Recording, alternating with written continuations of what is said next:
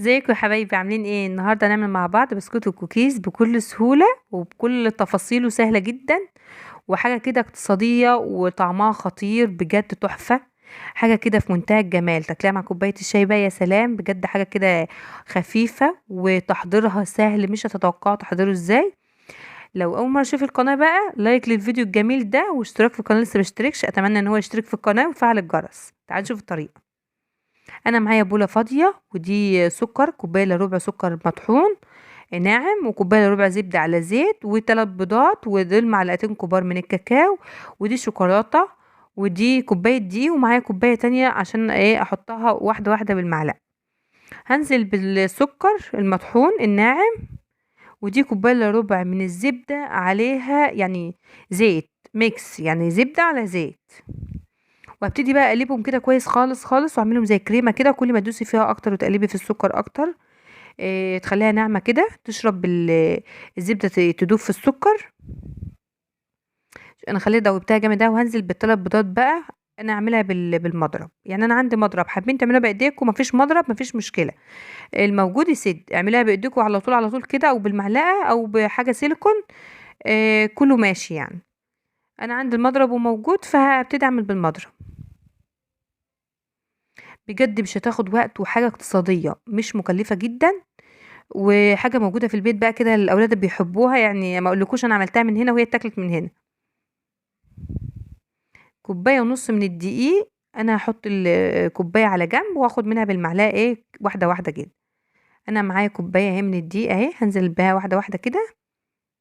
ومعايا معلقه ممسوحه من البيك باودر، او كربونات الصوديوم، او بتاعه الطعميه، عارفين بتاعه الطعميه، الكربونات بتاعه الطعميه، معلقه ممسوحه، او بيكنج باودر.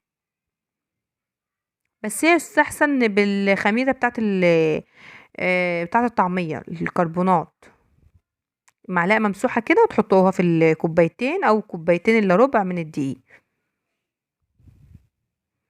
هبتدي بقى ايه انزل بمعلقه معلقه كده بالدقيق، مش هنزل بالدقيق كله عشان ما تنشفش معايا، لحد ما الكميه تبقى مظبوطه في ايدي او العجينه مظبوطه في ايدي.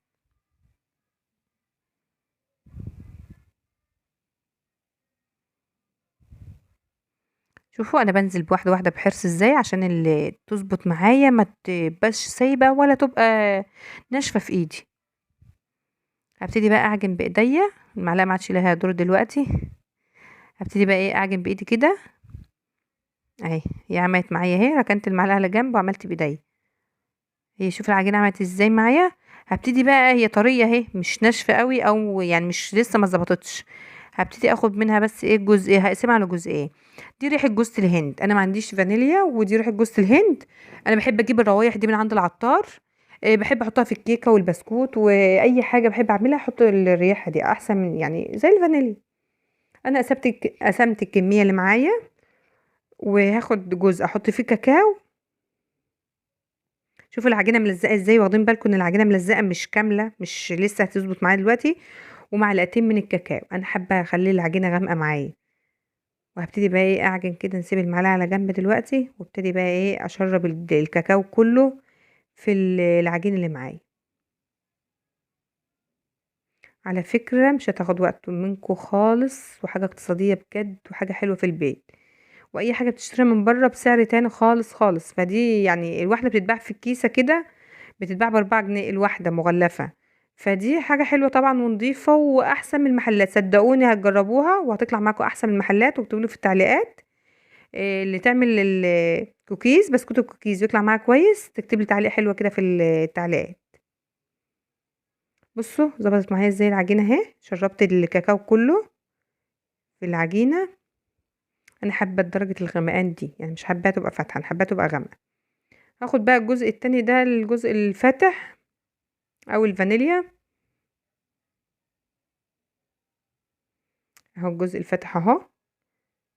هبتدي بقى ايه احط لها، حاسه ان هي طريه، احنا حاطين التانية كاكاو، فدي نحط لها معلقه دي مكان الكاكاو، عشان العجينه تظبط في ايدي. شوف اللي ابتدت تظبط ازاي، تتماسك. كانت الاول مفروله وملزقه، اول ما تظبط العجينه في ايدكم كده وتحسوا ان هي حلوه، تعرفوا ان العجينه خلاص كده ظبطت معاكم. اهي شويه ايه شوكولاته شوكولاته من الشوكولاته.